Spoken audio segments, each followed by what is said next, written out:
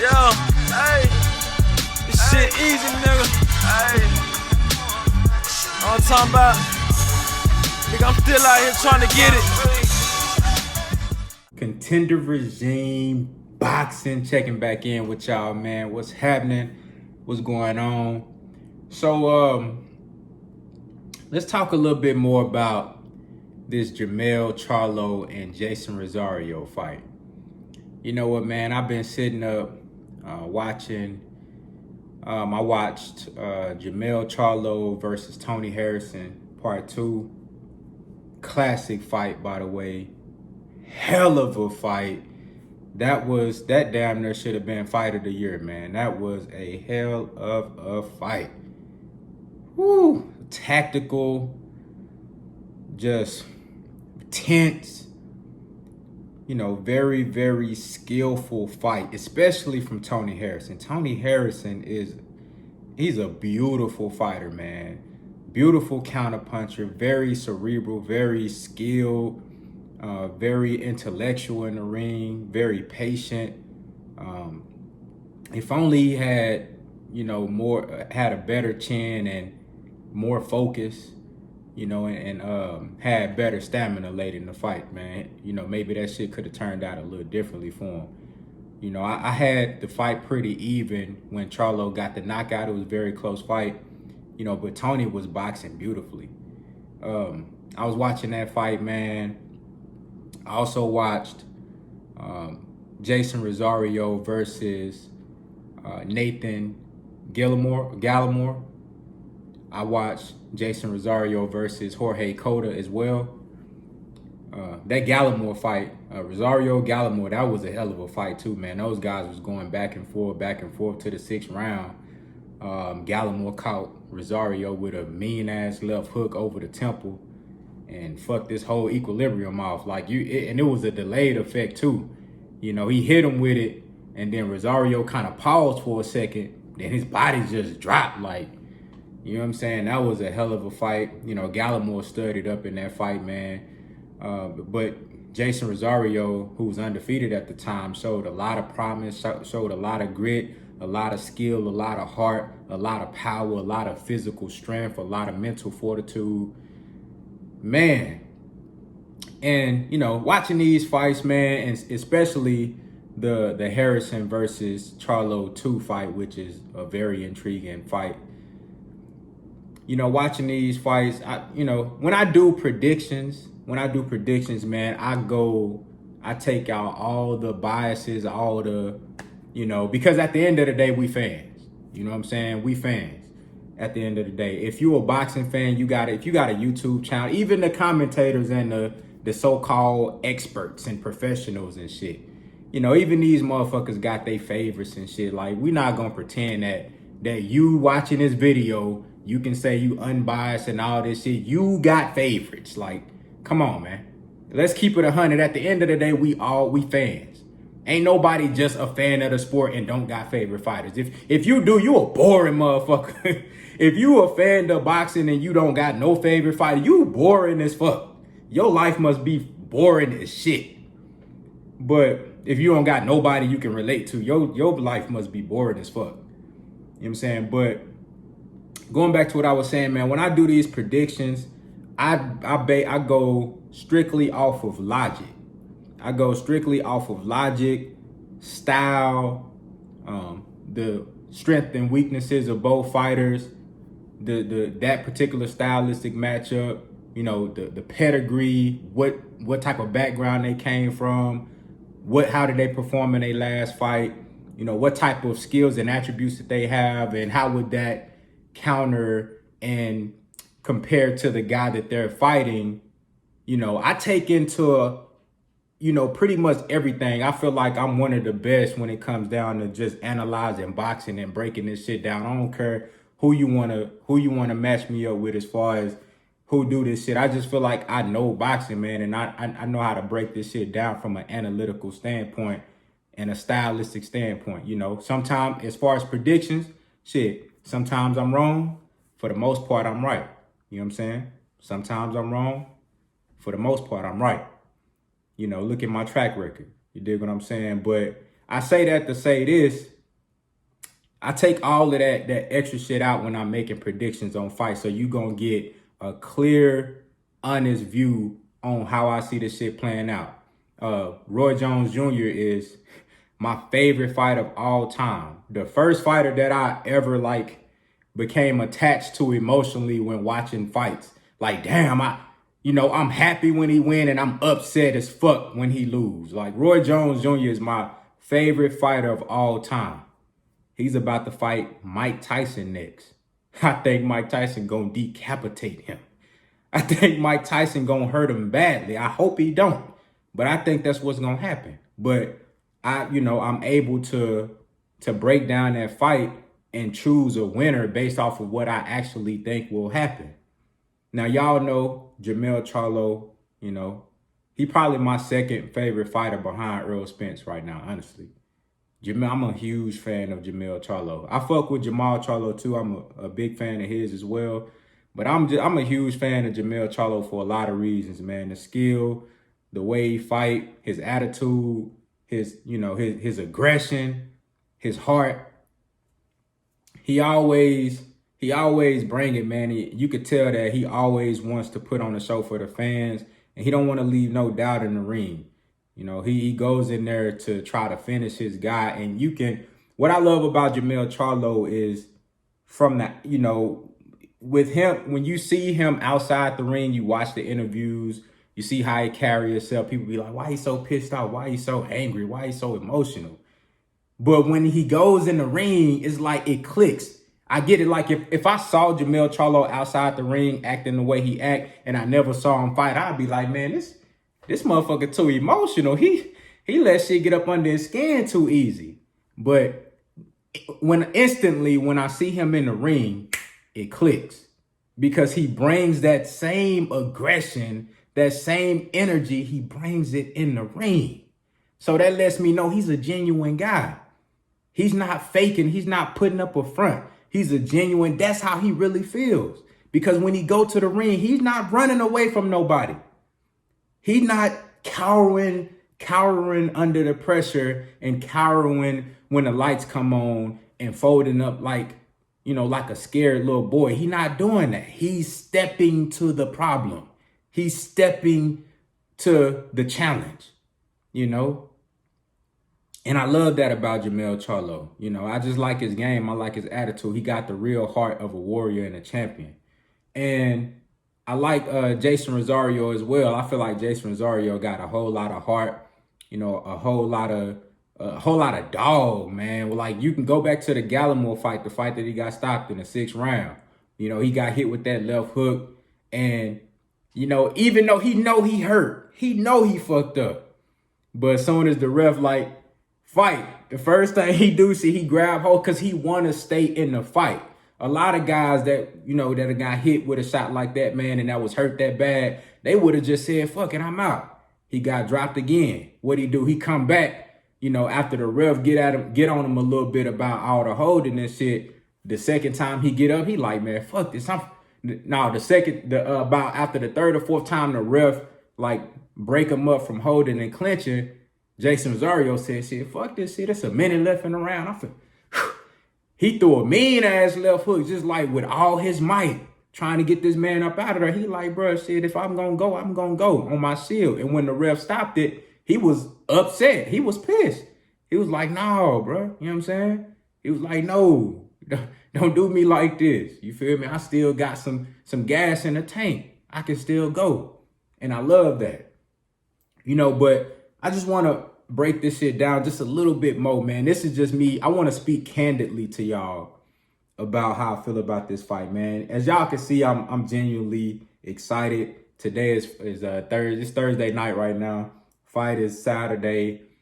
Man, I haven't been this excited for a fight, for a boxing card in general in a while, man. I haven't been excited for it. This right here. This fight is the official return of boxing for me. I haven't been excited for a fight like this in a long time. And it's a lot on the line, man. But I was looking at I was looking at with the Harrison and Charlo 2 fight.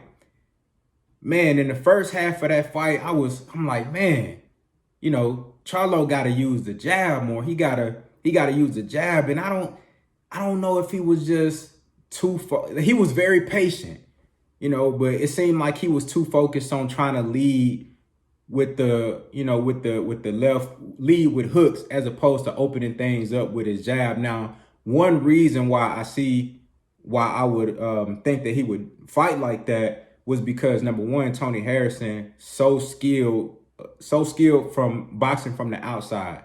He had the longer reach. Tony Harrison has ridiculous reach. It's like 76 inches, 76 and a half. It's ridiculous. You know what I'm saying? So Tony Harrison was doing just a phenomenal job of boxing from the outside with the jab, keeping Jermell Charlo at bay and sniping with the straight right hand. That's one thing that Jermell Charlo gonna have to get better at, is staying out of the way of that right hand. Tony Harrison was landing those quite a bit. And, the way Tony Harrison set Charlo up in the early part of that fight, it was like, Charlo had to either he was going to just sit back and let Tony Harrison pick him off from the outside, or he was going to have to take some chances. I felt like he could have worked his way in a little bit more from angles with the jab to get on the inside. And Derrick James was telling him to do this shit, but he didn't start doing that until like the 7th, 8th, and especially the 9th round is when you see Jermell Charlo really start working the jab. And then especially in the 10th round, that's when you really see shit start to change. But I was like, damn, you got to use the jab to get on the inside. But Tony Harrison was doing such a beautiful job boxing from the outside. And, with Jermell, when him taking those chances to get on the inside with Harrison, I felt like he was wild at times. It looked like he was telegraphing his shot sometimes. And I think that's only because he's like, damn, I'm sitting on the outside. I'm trying to get in and do some work. And he was getting a little antsy, so he'll jump in and go crazy. I think that's a gift and a curse for Jermell Charlo. And I'm going to tie all this together with the Jason Rosario fight. But that's a gift and a curse with Jermell Charlo, because the same recklessness that he shows in fights that could hurt him is one of the main things that makes him so dangerous and so feared and so ferocious. It's kind of like Marcos Maidana.